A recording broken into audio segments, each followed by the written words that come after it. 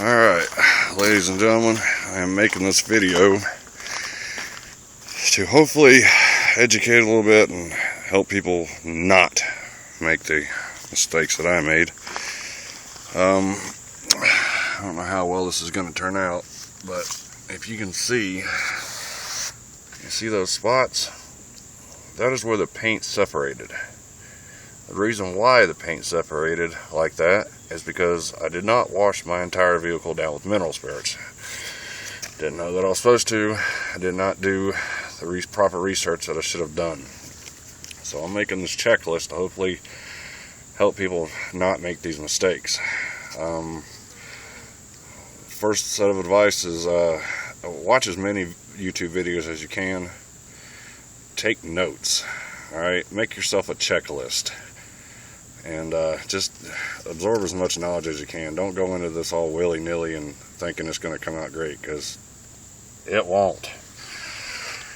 Alright, I figured I'd make this before I re-sanded and primed the whole car, which it turned out bad.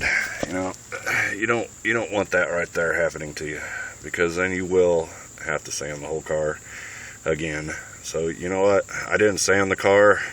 I got in a rush. I'm a very impatient person, so you know now.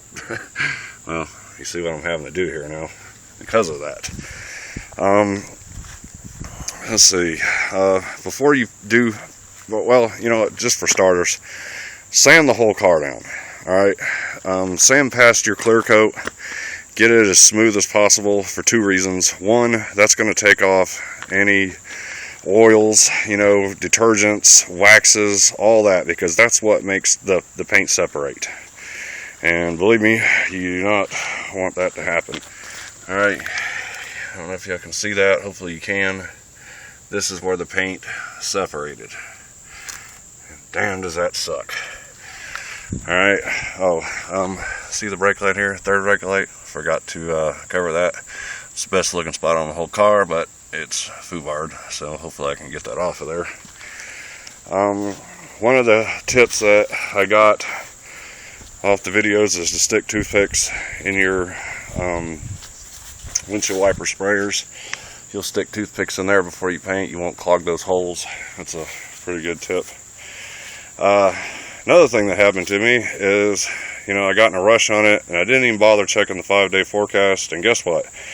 Not even 2 hours after I started, it started raining. So, you know, that really messed the whole thing up. When you paint, when you're making your rust-oleum mineral spirits mixture, I did 3-to-1, and, you know, it's dirty because I mowed and I should have washed it before I made the video, but you can see it's really thick. That's just one coat, which was another one of my problems, is you can't find any video saying what to set your pressure at for your air compressor. So you know, I was on 120 and it ran horribly, so bad to the point where you can see I had to wipe it off with a rag or try and it was bad. You can see here whatever was on the car at the time. Let me see here, the whole car is like this. So I really don't have any choice but to re-sand the whole car and redo it. You know, some of y'all are fortunate enough to have a garage and you really don't have to worry about the forecast, but for folks like me and you guys out there that don't have a garage, you're forced to paint outside. So definitely check the 5-day forecast. Don't get into a bigger rush on it. But this is definitely an epic fail. And now you can see the cars, I've got it sanded pretty smooth. I'm using filler primer and I'm sanding it. I'm spraying a coat on. I'm using a 600 to try and smooth out the primer. That way the next time I paint, hopefully everything will come together and, you know, we'll have a nice smooth mirror finish. One more thing is, I don't know if you'll be able to see it from the video, but if you can see through the black, there's a ring right here. That's where the clear coat was peeling. Alright, and you know, this is my first car I've ever painted, so you know, I was, you know, inexperienced, I'm thinking, yeah, well, it'll just cover right over. You know, a few coats of paint, some wet sanding, be good to go. I've seen that on the video.